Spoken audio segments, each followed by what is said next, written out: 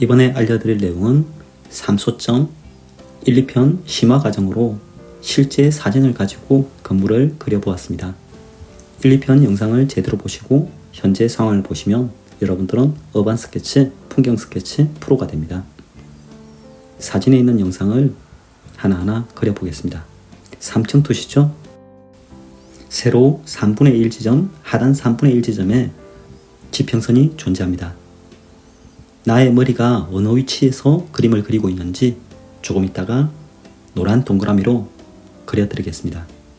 여러분도 제가 그리기 전에 먼저 나의 머리 위치가 어디에 있을지 먼저 판단해 보세요. 3점 투시 1, 2편 영상을 제대로 정주행 하신 분들은 금방 알아챌 수 있겠죠? 빨간색 사이드에 점이 2개 있습니다. 파란색 사이드에 점이 있습니다. 녹색은 센터 포인트, 동그라미가 나의 머리 뒤통수겠죠? 그렇게 해서 이 상황을 바라보고 있다 생각하고 그리면 됩니다. 현재 그려지고 있는 것은 3점 투시 상황의 건물이지만 실제 4점 투시라고도 볼 수 있습니다. 아래에서 점이 만나고 있기 때문에 3점 투시로 이해하셔도 되고 4점 투시로 보셔도 됩니다. 1, 2, 3점 투시만 이해하시면 되고 거기에서 점 하나씩 더 넣을수록 투시가 더 늘어납니다. 점 하나가 더 늘어나면 4점 투시, 4점 투시에서 점 하나가 더 늘어나면 5점 투시, 그렇게 점 하나씩 소실점이 늘어날수록 투시의 숫자는 높아집니다. 그리고 광각 투시라는 게 있습니다. 현재 1, 2, 3점 투시 같은 경우 직선 투시로 가지만 광각 투시는 곡선으로 이루어집니다. 그것은 특수하게 광각 구슬 속에서 상황을 바라본다든지 쇠구슬에 비친 상황, 그리고 현관문에서 볼록 렌즈를 통해서 바라보는 상황, 그리고 카메라 렌즈를 통해서 광각 상태를 바라보면 그렇게 볼록한 상태의 투시를 그릴 수 있습니다. 현재 1, 2, 3점 투시가 기본으로 수업 중이니 이것에 대해서만 이해하시고 복잡하시면 다른 생각은 가지지 않으셔도 됩니다. 1, 2, 3점 투시만으로도 대부분의 그림을 그릴 수 있기 때문에 현재 초보자 입장에서 너무 많은 욕심을 내기보다 1, 2, 3점 투시에 대한 이해만 똑바로 하시면 광각 투시 또는 4점 투시 이상의 여러가지 투시들도 쉽게 접근할 수 있습니다. 1, 2, 3점 투시만 제대로 이해하신다면 여러분들은 프로의 대열대에 속하게 됩니다. 창문이 조금씩 기울기가 맞지 않네요. 이런 상황에서 도구를 활용해서, 도구는 자겠죠? 자를 활용해서 그림을 그리셔도 되고 약간씩 찌그러져도 그 모양 자체가 개성이 있다 또는 재밌다 생각하면 내버려 두셔도 됩니다. 실제 오래된 건물들은 투시가 안 맞게 찌그러지거나 또는 형상이 일그러진 형상들도 존재합니다. 제가 현재 찍고 있는 영상들은 초보자들을 위한 영상이다 보니까 일부러 찌그러진 형상들은 자를 대고 다시 반듯하게 만드는 작업을 합니다. 실제 저 혼자 그림을 그릴 때는 약간씩 일그러지거나 변화 있는 상태를 조금 즐기기도 합니다. 그것이 자연스럽고 그림을 그리는데 더욱더 재미가 있습니다.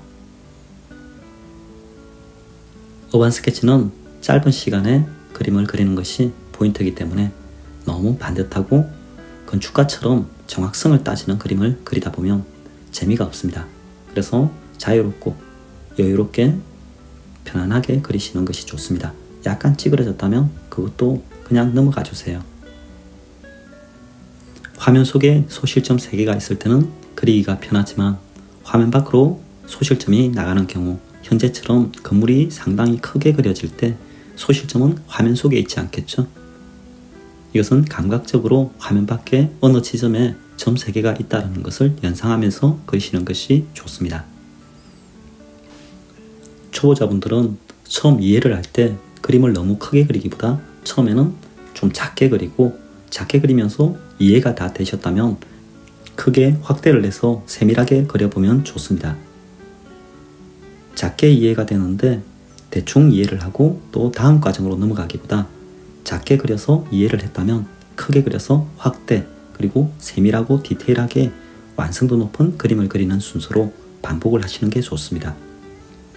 현재 그리고 있는 건물이 아니더라도 사람을 그릴 때, 동물을 그릴 때, 또는 어떤 사물을 그릴 때 항상 그렇게 작게 그리고 이해가 되셨다면 크게 확대를 내서 세세하게 그려주는 순서로 하는 것이 좋습니다.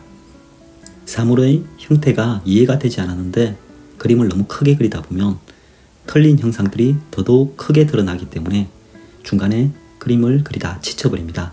그래서 이해를 다 하신 뒤에, 구조 파악을 다 하신 뒤에 크게 그리고 자세히 그려서 좋은 작품을 그려보는 것도 좋습니다.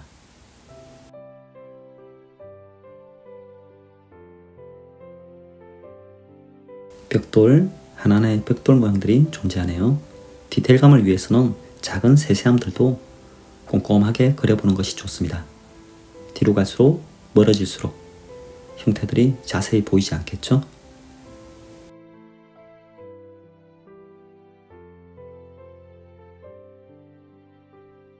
여러분도 좀 더 반듯하게 하고 싶으면 마지막에 살짝살짝 자를 대고 수정을 하셔도 됩니다.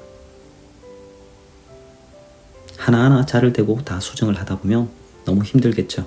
그래서 크게 틀어진 것, 큰 느낌들만 자를 대고 수정, 보완을 해주세요. 모든 것이 자를 대고 너무 반듯하면 너무 인위적이라서 재미가 없어요.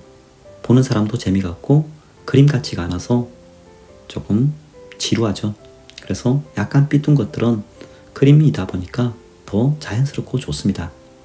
일부러 찌그러뜨릴 필요는 없지만 어쩔 수 없이 찌그러진 것은 그냥 넘어가는 것도 좋은 방법입니다. 왼쪽이 다 그려지고 오른쪽을 그리고 있죠. 마찬가지 오른쪽을 그릴 때도 큰 것부터 또는 핵심적으로 특징이 있는 형태들을 먼저 그리는 것이 좋습니다.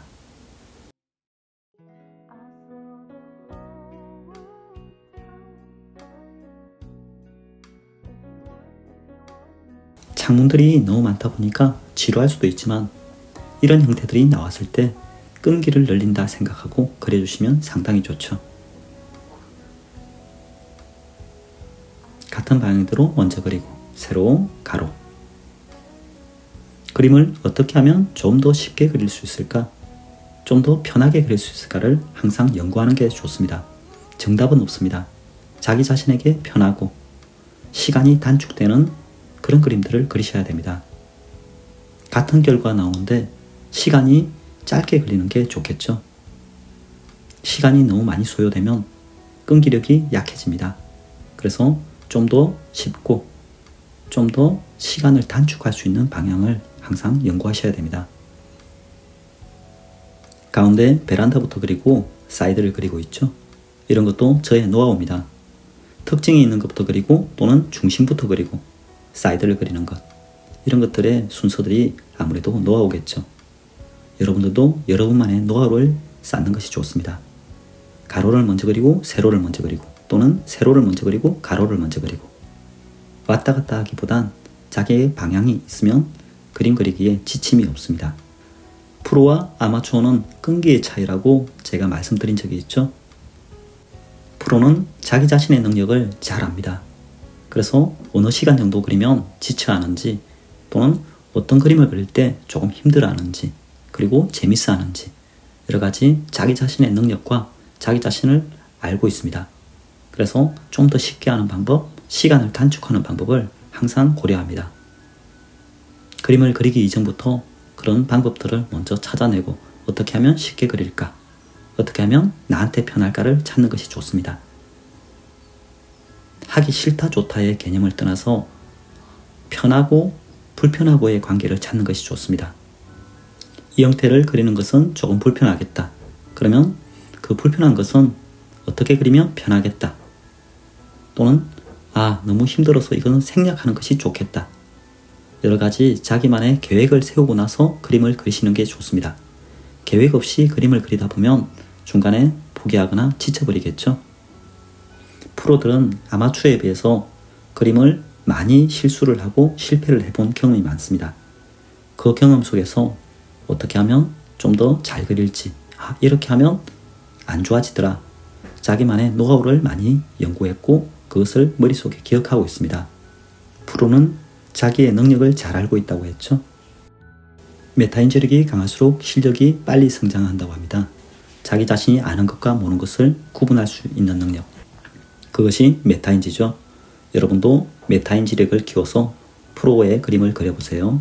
여기까지 영상 시청 감사합니다. 3점 투시 중화편과 1, 2, 3점 투시 전체 중화편에서 만나요.